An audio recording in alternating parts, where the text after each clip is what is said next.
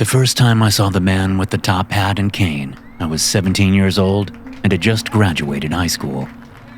I was hanging out with my girl for the summer before heading off to the army in a couple of weeks. I'd joined up despite the fact that the war in Vietnam was still going on.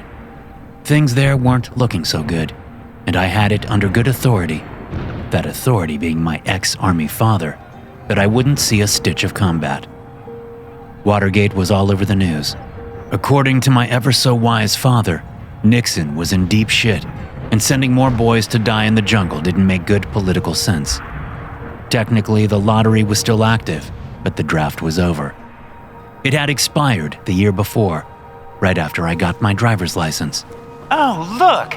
Beatrice, my little B, said as she pointed at a flyer stapled to the telephone pole outside Hamlin's Diner. We were about to order to go for our late picnic out on the reservoir. A couple of burgers, a bag of fries, and a large vanilla shake.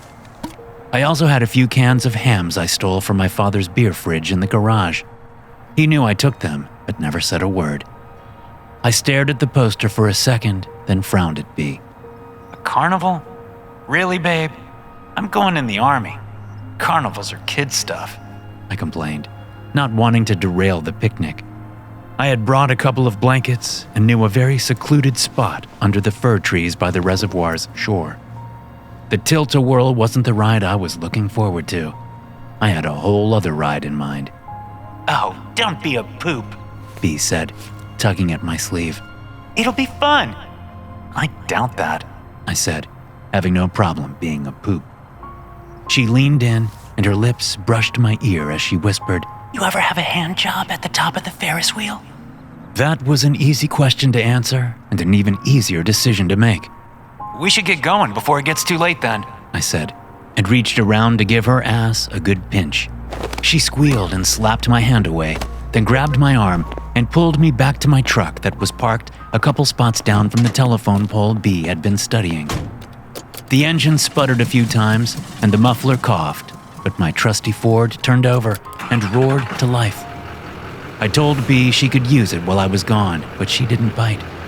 Her dad was going to buy her a brand new VW Bug for college, so my beater pickup wasn't exactly enticing. The flyer had said the carnival was out on Route 64, just past the Denton farm. That didn't narrow it down. There was nothing but grass fields out that way, so we could drive for 2 hours and we would technically be past the Denton farm. But we weren't the only ones thinking a summer carnival would be a good idea. We probably weren't the only ones thinking a little fun on the Ferris wheel was in order. So we soon joined a line of townie cars heading out toward the Denton farm. The disappointment hit about a mile out from the carnival. According to the horizon, there definitely wasn't a Ferris wheel. Hell, there didn't even look to be a tent taller than the house I shared with my father. The line of cars slowed down, with a few making U-turns right there in the highway, as the occupants realized they weren't going to be riding any rides. "If we hurry, we can still get to the reservoir before sunset," I said. "No, I want to go," B said, and cozied up next to me. "Then we stop by the reservoir on the way home before my curfew. Promise?" I asked. "Promise," she said and kissed my cheek, then flicked her tongue in my ear. When we reached the dirt track that led to the grassy parking area in front of the carnival, there were maybe a dozen cars already there, and only 3 or 4 from the original traffic pulling in.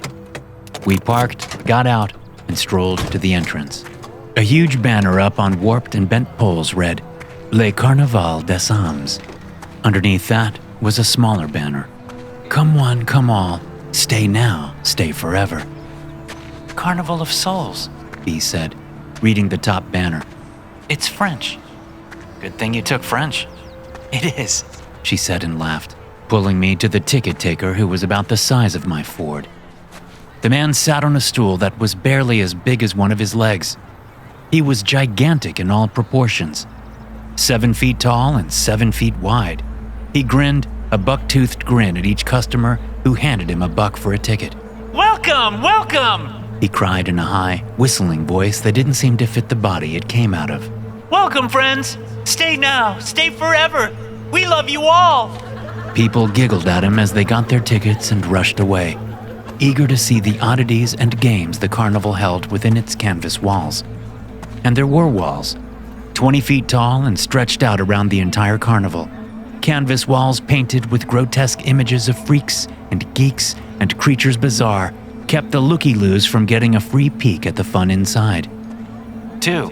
I said and held out a couple of bucks. The giant eyed me, and his buck-toothed grin faltered a bit. I shook the bills. 2. One for me and one for my lady. I'm his lady, B said and squeezed my arm, making a show of us being together. The giant kept eyeing me. Then he took a long sniff and shook his head. Ain't your time, He said and still didn't take the cash from me. Yeah, it is. I said and looked over my shoulder at the few people behind us. We didn't cut the line or nothing. We waited our turn just like everyone else. His eyes turned on B and she gripped my arm tighter, a look of fear crossing over her face before she put that beautiful smile of hers back on. Your time is now, He said. You can go in. Yeah, pal. We're a couple if you hadn't caught that. I said and shoved the $2 at him. Delicately, almost as if he was afraid the dollar bills would bite, he plucked one from my hand and dropped it in the cash box tucked on his lap. He tore off a ticket and held it out to B. Hey, man. I snapped. 2 tickets.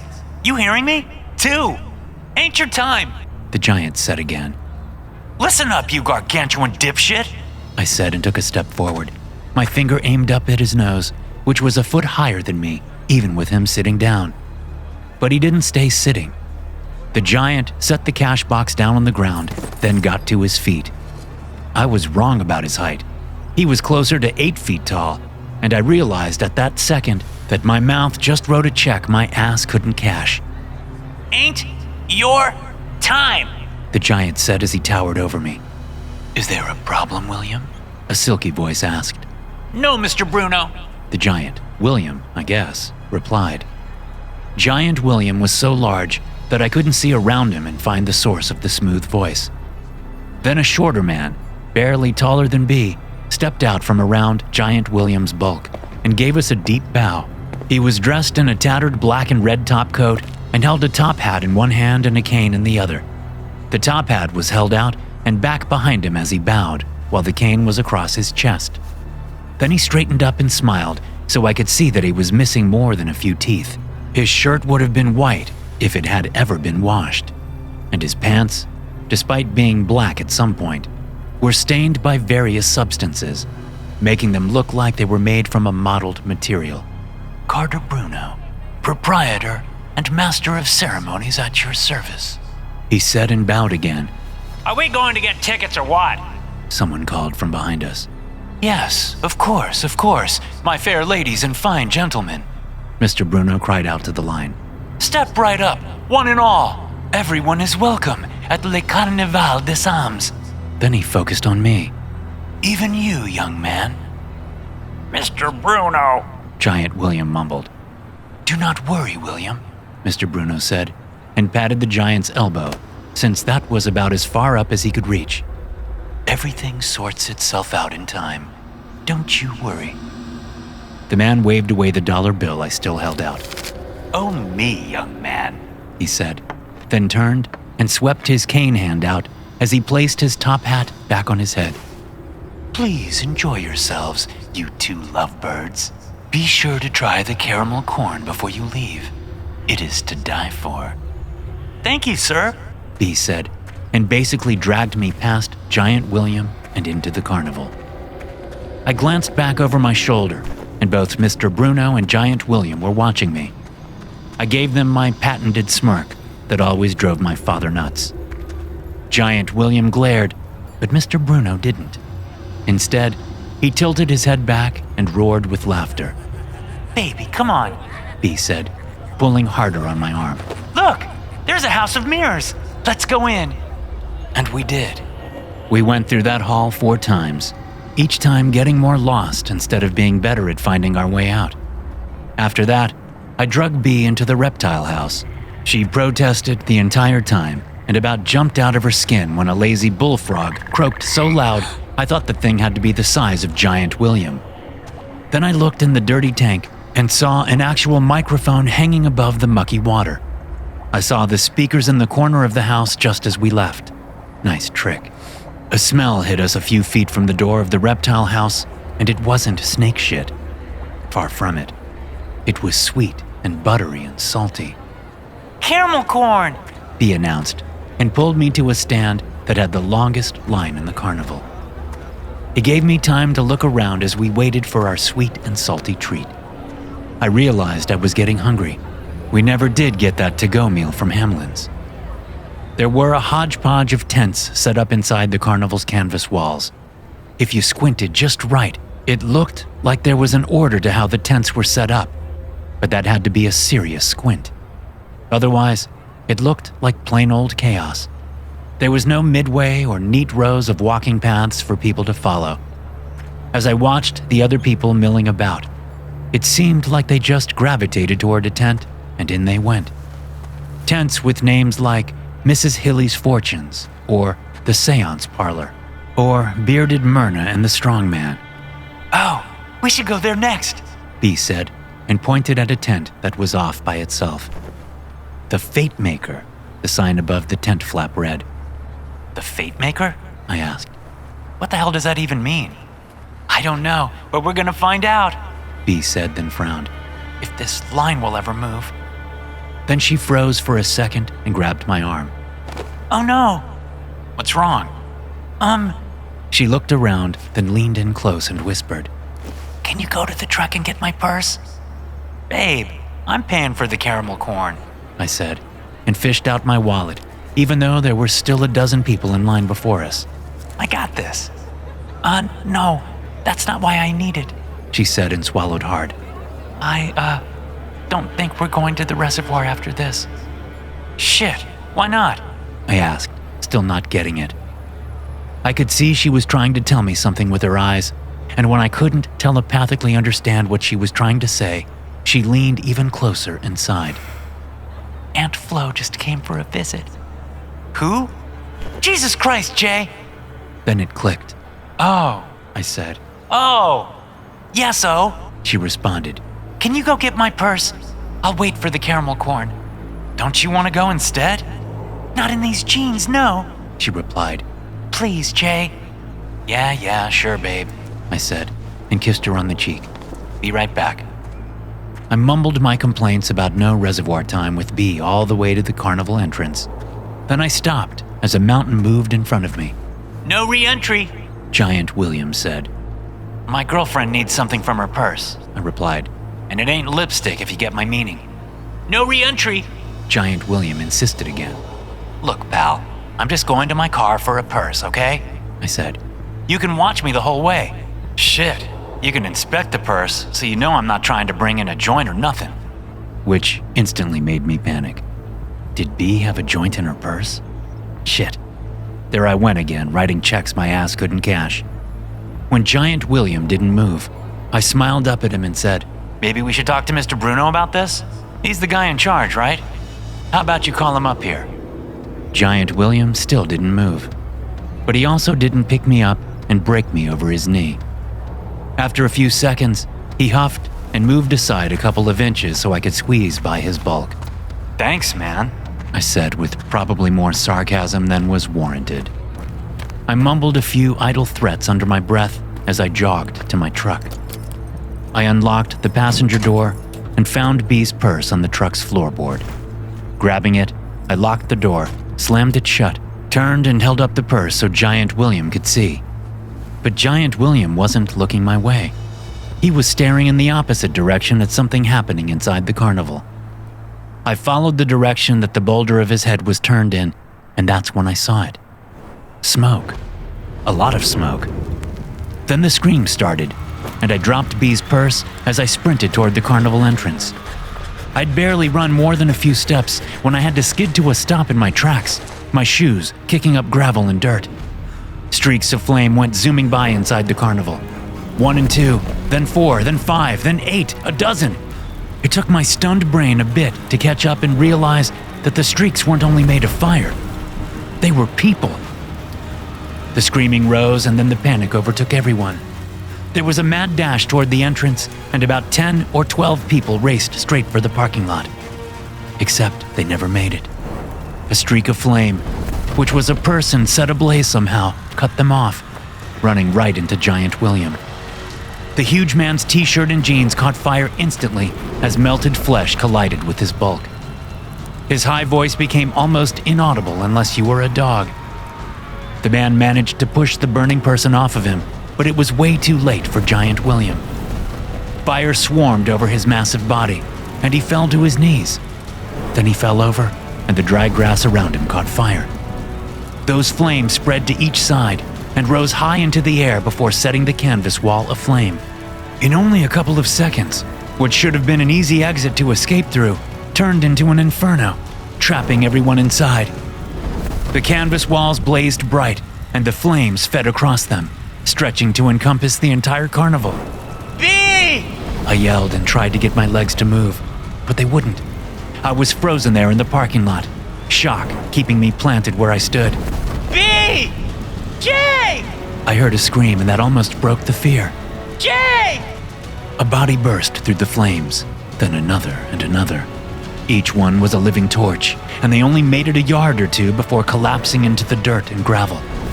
One of them managed to get back to their hands and knees and look directly at me. B? I whispered as I watched my girlfriend try to crawl toward me.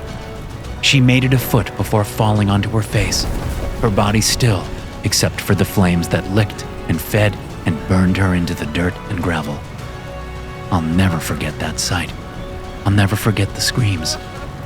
I'll never forget the very brief moment when the wind shifted and the flames parted for half a second, and I swore I saw Mr. Bruno just standing there, no flames on him, smiling at me. Then the wind died, and the flames rose even higher than before, finally forcing me to move or combust from the heat that swelled out from the inferno. That was the first time I saw the man with the top hat and cane. 50 years ago on a day that haunts me even now. Especially now. Because the second time I saw the man with the top hat and cane, when I saw Mr. Bruno again, was just a second ago. And he doesn't look like he'd aged a day. Grandpa? The sweetest little voice in all the world asks. The voice's tiny hand squeezes mine as I stare out of the ice cream parlor's window at what I thought had to be a ghost. Grandpa? Huh? I mumble, looking down at my great-granddaughter. What, Lily? Our turn. The precocious 5-year-old says. She points at the counter and the scowling teenager behind it. We're next. Oh, sorry. I say with a chuckle as I glance over at the glass freezers that display more than 30 flavors of ice cream. I'll have Rocky Road on a sugar cone. And this little lady will have strawberry in a waffle cone. No, Grandpa. I want orange sherbet. She says, making sure to pronounce the R at the end that isn't there, just like her mama does and has since she was Lily's age. Sorry, sweet thing. I say and make crazy eyes down at the treasure of my heart. Then I look at the teenager whose scowl has deepened considerably. Orange sherbet in a waffle cone. It's sherbet, The teenager says. not sherbet. I'm sure that knowledge will get you into Harvard. I say and smile. Whatever. The teenager says, then fetches our treats. That'll be $12.39. For a single scoop on a sugar cone and a kid scoop in a waffle cone? I ask, stunned at the price. That's not a kid scoop. But she's a kid. You didn't ask for a kid scoop. Seriously? Yeah, seriously.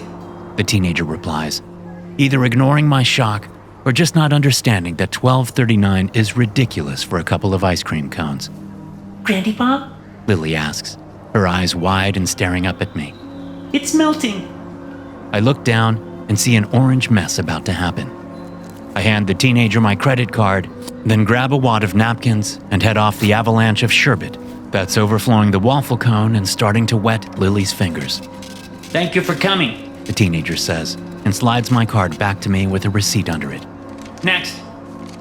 I take my card and the receipt and stuff both into my pocket as I move Lily out of the other customer's way.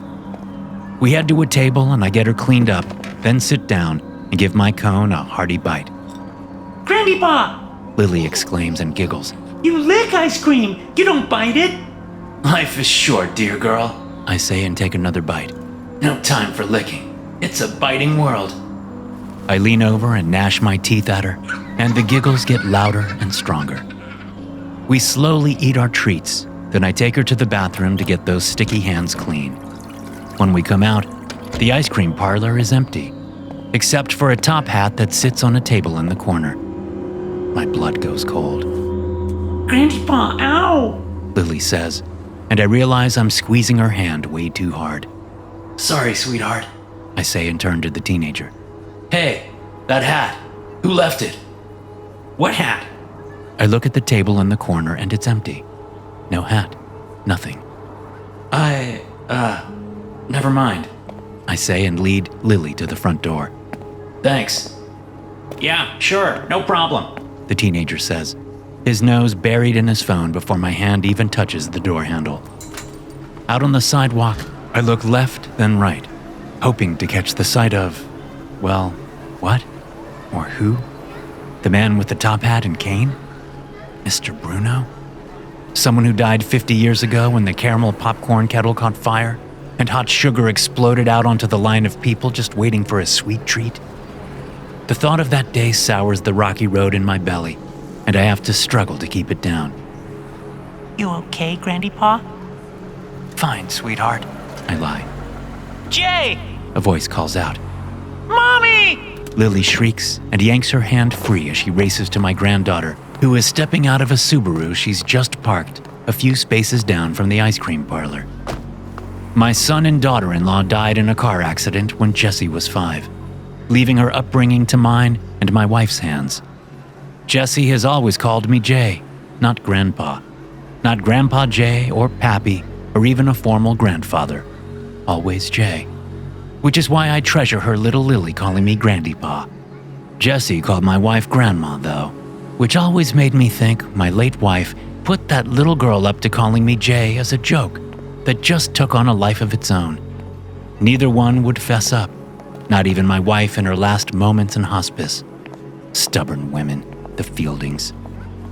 I give Jessie a wave as she picks up Lily and swoops her into the air.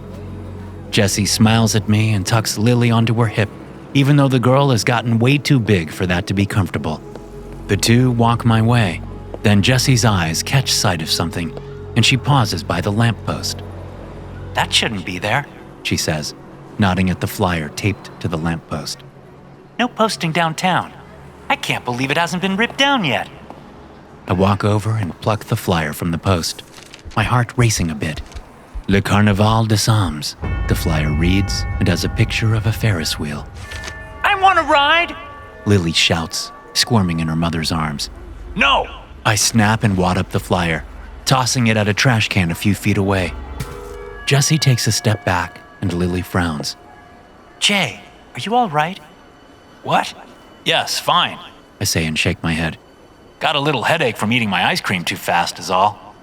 Rocky Road! Lily crows. And what did little miss have? Jessie asks her daughter. Orange sherbet! Lily replies proudly. No strawberry? Jessie asks, and Lily shakes her head. Well, look at who is getting adventurous as she grows up. Then Jessie looks back at me and frowns. You sure that's all, Jay? She asks.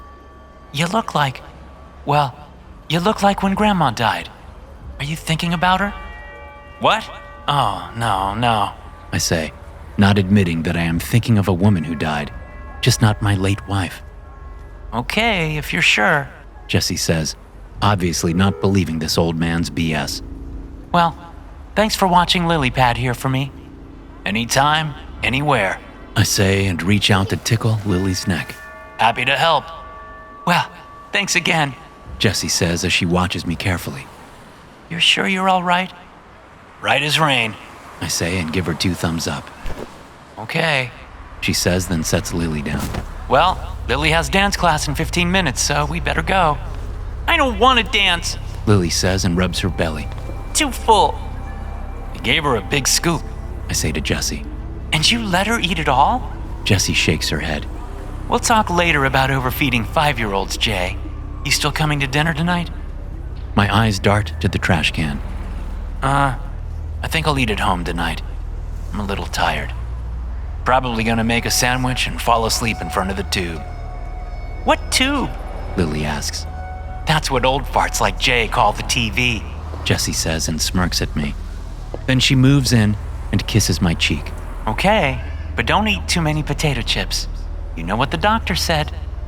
That I'm gonna live forever? Yeah, that's exactly what he said. Jessie says and frowns at me. Love you. Love you too, dear.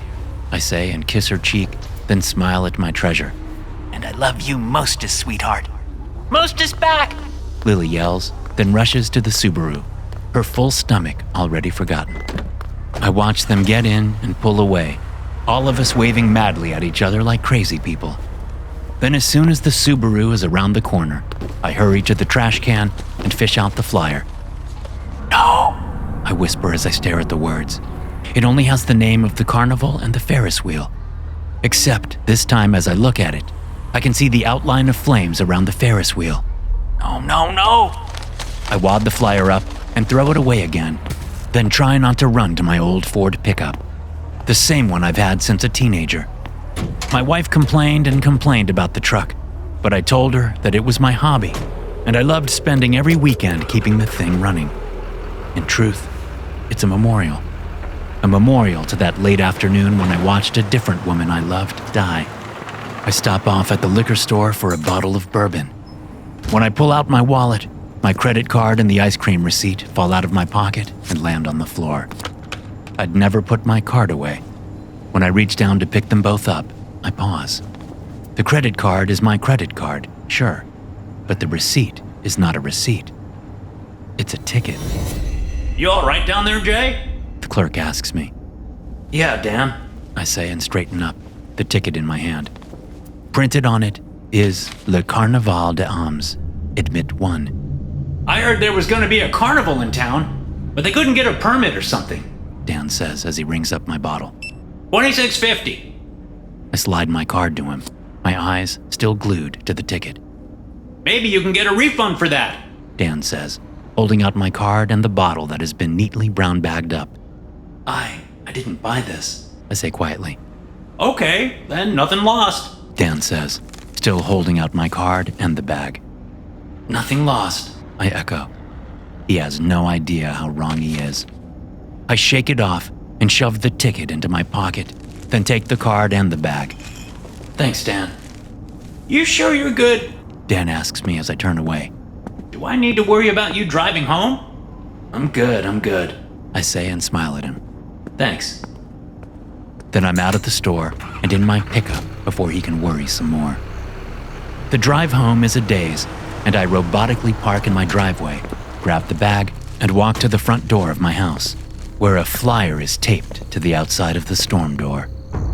The bag slips from my fingers, but luckily it lands on my foot and bounces over into the grass. The last thing I need is for the neighbors to see me spilling liquor on my front walkway. Half the houses are filled with young families who already look at me like I'm a doddering old fool, even though I'm only 67. Breaking a bottle of bourbon in front of everyone would surely get the grapevine buzzing. Although, I guess the grapevine these days actually buzzes, since it's all texts and messages now. I ignore the bag on my grass and stare at the flyer. Le Carnival des Hommes. My hand goes to my pocket and I slide the ticket out. Now it says, Le Carnival des Hommes, Admit 1, tonight only. But there's no carnival, I whisper. It was shut down. I swallow hard. And it isn't the same one. No. I shake it off, shove the ticket back into my pocket, fetch my bottle, leave the flyer where it is because I just don't want to touch it, and open the front door. I never lock it. What are they gonna steal? A bunch of old vinyl records and a laptop from the early 2000s? Go for it. When inside, I toss my keys and wallet on the table by the door, then carry the bottle into the kitchen, where I fetch a glass right away. I don't even take the bottle out of the bag. I pour right from it, and then down that drink in one gulp. I pour another, then another. But I stop there. Other than ice cream, I haven't eaten since lunch, so I don't want to go too far. I reach into my pocket again and take out the ticket. Le Carnival des Hommes, admit 1, tonight only, you know where. I throw the ticket away from me as if it has teeth and claws.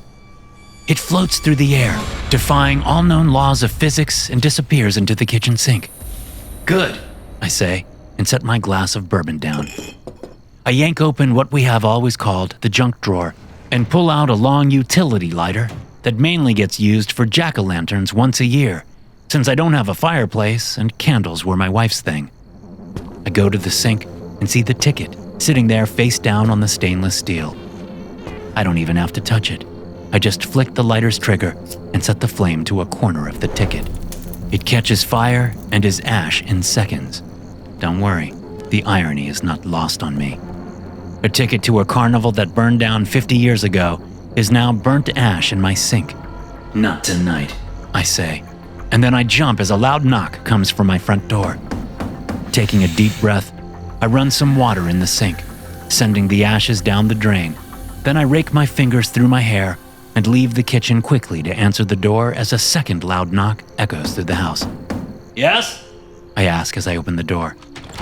There's no one there. But what I see is the flyer, except it's been turned around so I can read it from inside the house.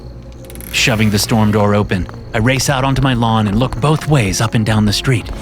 There, down the block, I see a person walking around the corner. And it isn't a small person. It's a mountain of a man. Hey! I shout and sprint after him. But when I reach the corner, there's no sign of the man. There's also no sign of my breath as I bend over and rest my hands on my knees, my lungs burning from the sprint. I struggle to take in air and wonder if this is it. Am I finally having the heart attack my doctor has been warning me was inevitable if I didn't give up things like bourbon and ice cream and everything that's fun in life? A few minutes go by, and I'm able to breathe normally again. I turn and walk home, deliberately avoiding looking at the front windows of my neighbors' houses. No need to see if the grapevine is watching or not. I'm sure someone saw my mad dash and my gasping. Inside, with the door locked, because that's what you do when you see a ghost from your past lumber down your street, I hurry to the kitchen and my waiting glass of bourbon, impending heart attack be damned. My phone rings just as I lift the glass to my lips. Jessie. Hey, sweetheart, how was dance class? I ask, knowing it's Lily because she calls me after every dance class. Grandpa, guess what? Lily's excited voice explodes in my ear. What, tiny dancer? I ask, smiling as I take a quick sip. A man came by class and gave everyone tickets to a carnival. The glass slips from my fingers and shatters on the kitchen floor. No, I say. Yes, Lily exclaims.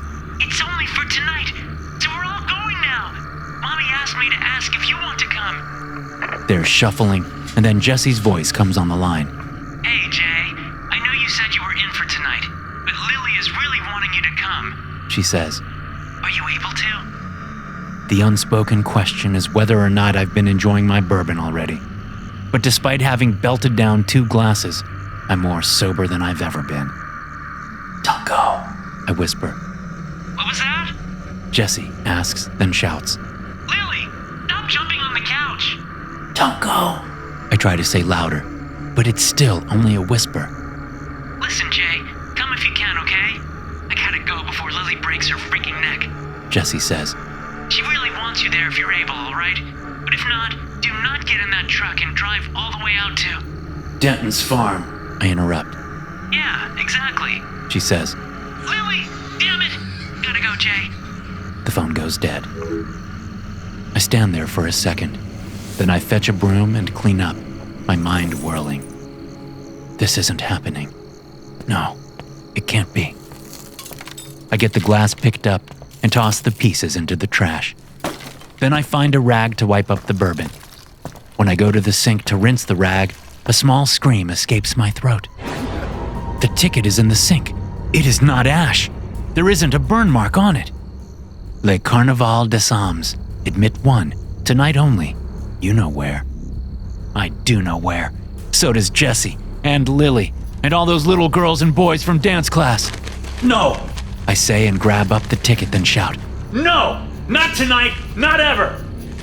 Shoving the ticket in my pocket, I grab my phone off the kitchen counter, hurry to the front door, snag my keys and wallet, then race out to my Ford. The engine roars to life and the muffler coughs twice. Then I yank the gear shift down into reverse and speed out of my driveway. Hey! Someone screams and I slam on the brakes. Off to the side of my driveway is one of the neighbor families out for an early evening walk. A husband, a wife, and a stroller. I was half a foot from wiping them all out. Shit, sorry. I say as I roll down my window.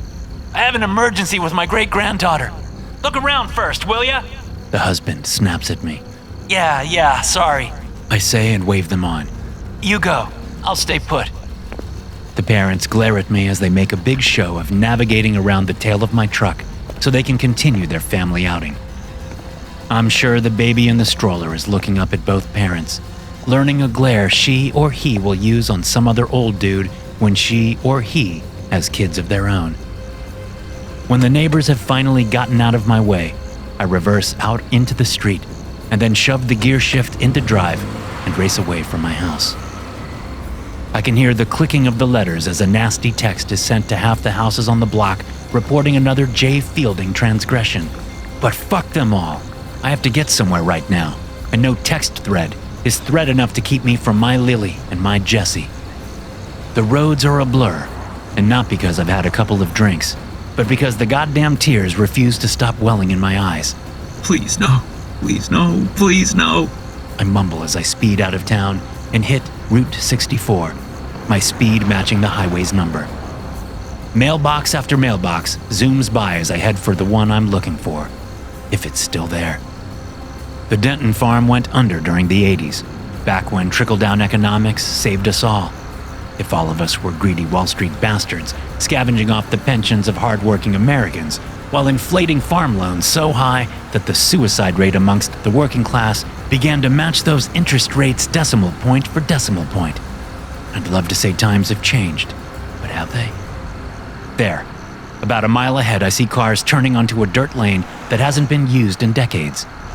I press my foot down onto the accelerator and the Ford's engine revs dangerously. So dangerously that I start to see smoke or steam billowing out from under the hood. Don't you dare! I shout at my pickup, slamming my palms on the steering wheel over and over. Come on, you old piece of shit! Keep it together! I only need one more mile out of the old Ford. Just one more mile, please. I don't get that mile as the truck begins to lurch hard. The smoke, or steam, is a blinding cloud erupting like a volcano from under the old hood.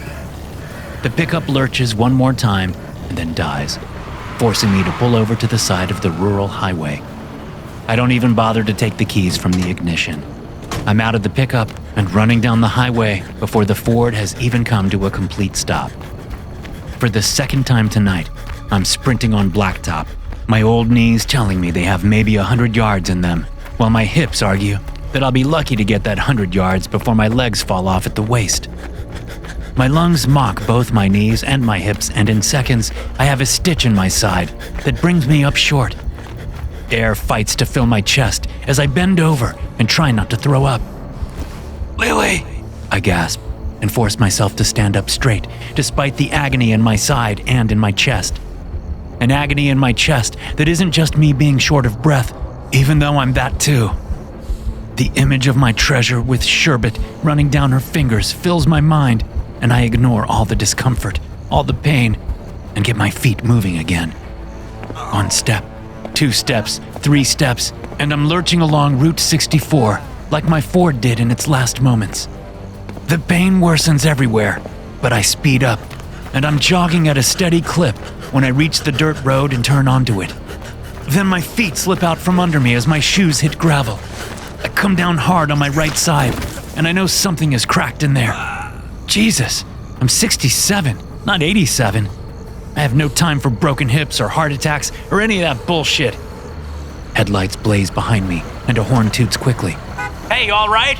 Someone asks as they get out of their car and walk to me. Jay? I look up, tears of pain in my eyes. Jay? It's Todd. The someone who is nothing but a dark silhouette against the car's headlights says, Todd Camasta. Todd Camasta, one of the dance dads. Hey, Todd. I say, and try to stand but cry out and fall back to the gravel instead. A little help? Oh, sure. Todd says, then I have hands under my arms helping me to my feet. The pain in my hip is excruciating, like glass shards being shoved together. The pain in my chest isn't quite as bad, but it's still pretty bad. Hey, man, you want me to call a... Todd begins, but I grab him by the shoulders and give him a shake, stopping the words before he can finish. Get out of here! I snarl. Leave! Get your kids out of here and do not come back! Never come back! Whoa, Jay! Todd says, and tries to steer me toward his car. How about we get you... I said to fucking leave! I roar, and he stumbles away from me. Go, you dumb fuck! Jeez! Todd says, and backs away from me. To my surprise and relief, he gets in his car and turns it around. I can hear his kids inside protesting, but I don't need to see past the headlights to already know that Todd is making a phone call. Probably to the police. Maybe to Jessie to see what is wrong with her grandfather. Jessie. Lily. I limp and struggle my way down the road to the parking lot where there are already cars parked. But thankfully it looks like everyone is lined up at the entrance and no one has gone inside. No! I shout and wave my arms over my head. A few heads swivel my way, but I don't see Jessie or Lily anywhere. Get out of line! Don't go in there! More heads turn, and soon everyone is looking in my direction as I slowly, painfully approach the entrance. I shudder as I see a mountain of a man stand up and look directly at me. I don't know how it can be. I watched him burn. Mr. Bruno! Giant William shouts over his shoulder. He's here! People are muttering and pointing, but I don't give a shit. I cut the line and face Giant William. No one complains. They're all too busy staring at me with their mouths open. None of them have their phones out to record me, which is a modern miracle. With a sneer on my face, I glare at Giant William and then try to limp around him. Ticket! He says, placing a palm on my chest, stopping me like I was made of paper. The pain in my chest increases and I gasp for air. But that doesn't stop me from reaching into my pocket and pulling out the ticket. I hold it up and shake it in his face. Here, I say, and then slap it against his chest. my fucking ticket! He stares at me, then slides the ticket away from his chest and looks down at it.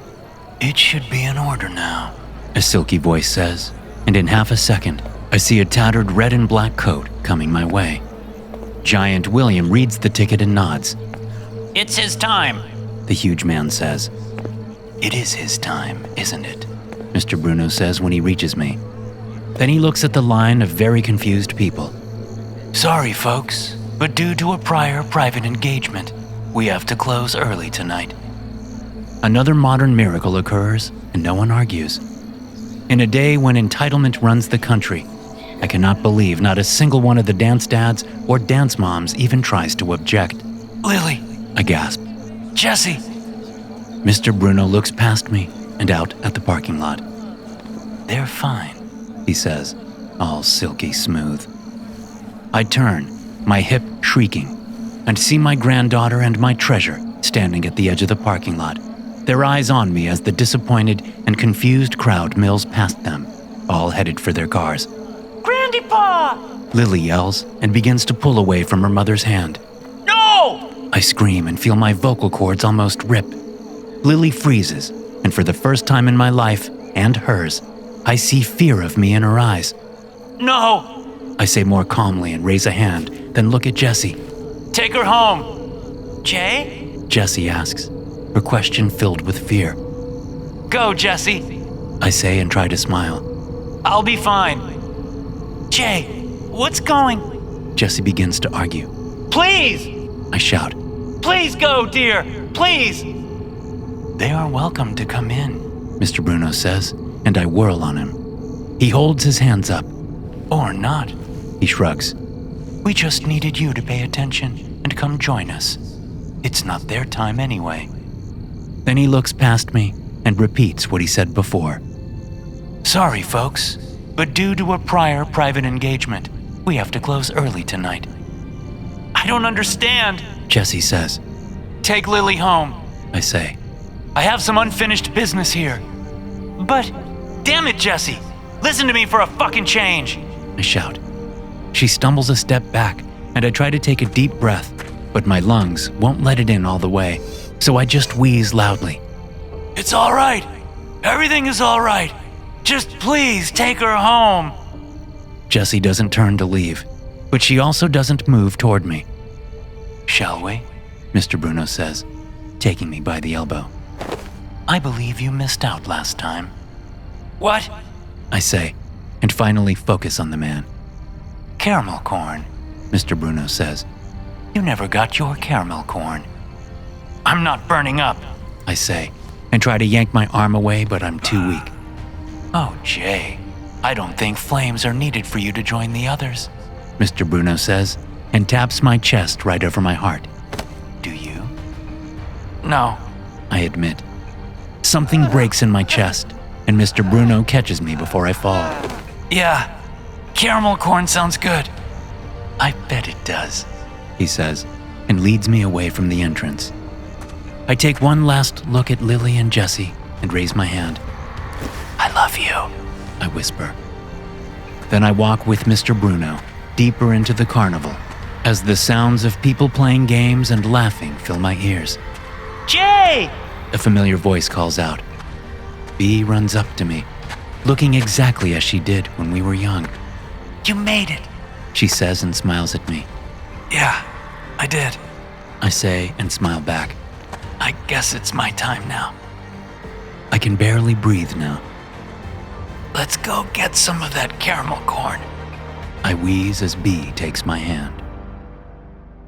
Thanks for listening. If you enjoy these stories, be sure to subscribe to the podcast and check out some more of my episodes here.